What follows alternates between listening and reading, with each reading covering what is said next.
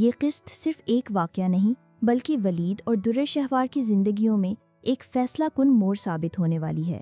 آنے والی قسط میں آپ دیکھیں گے کہ در شہوار اپنی بیٹی آئمہ کو لے کر گھر واپس آتی ہے، مگر اس کا رویہ اور انداز اس قدر تبدیل ہو چکا ہے کہ فاطمہ حیران رہ جاتی ہے۔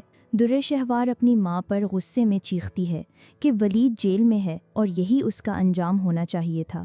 اس کا یہ بیان فاطمہ کو ہلا کر رکھ دیتا ہے۔ وہ جاننا چاہتی ہے کہ آخر اس کی بیٹی اس حد تک کیوں گر گئی ہے کہ ایک بے قصور انسان کو جھوٹے الزام میں پھنسا دیا، لیکن در شہوار کا غرور اور ضد ختم نہیں ہوتے۔ فاطمہ اسے بتاتی ہے کہ ولید نے اس پر بہت احسانات کیے ہیں، لیکن در شہوار سختی سے کہتی ہے کہ اس نے مجھ پر کوئی احسان نہیں کیا۔ اس کے اس جواب پر فاطمہ دکھی دل سے کہتی ہے، بیٹا اس کی آہ سے ڈر، اگر اس کے دکھی دل سے بد دعا نکل گئی تو تم اپنی موت کی دعا کرو گی۔ مگر در شہوار اپنی ماں کی جذباتی باتوں کا کوئی اثر نہیں لیتی اور کہتی ہے کہ قانون کی خلاف ورزی اس نے کی ہے، ڈرنے کی ضرورت مجھے نہیں ہے۔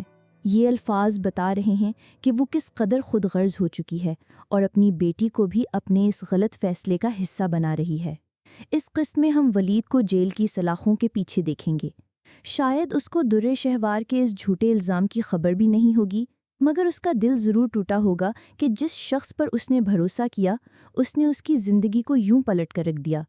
ایسا لگتا ہے کہ ولید اپنی بہنوں کائنات اور ماہنور کو اس کے بارے میں بتانا نہیں چاہتا، کیونکہ وہ نہیں چاہتا کہ وہ پریشان ہوں، لیکن ہم سب جانتے ہیں کہ یہ معاملہ زیادہ دیر تک چھپا نہیں رہ سکے گا۔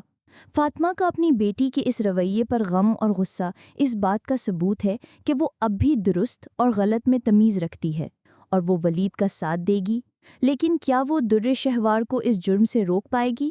اور کیا ولید اس مشکل سے خود کو بچا پائے گا؟ آپ کا کیا خیال ہے؟ کیا ولید در شہوار کی اصلیت سب کے سامنے لے آئے گا یا پھر وہ خود کو بے قصور ثابت کرنے کی کوشش کرے گا؟ اپنی رائے نیچے کامنٹس میں ضرور دیں اور ڈرامہ نیکسٹ کو سبسکرائب کرنا مت بھولیے گا۔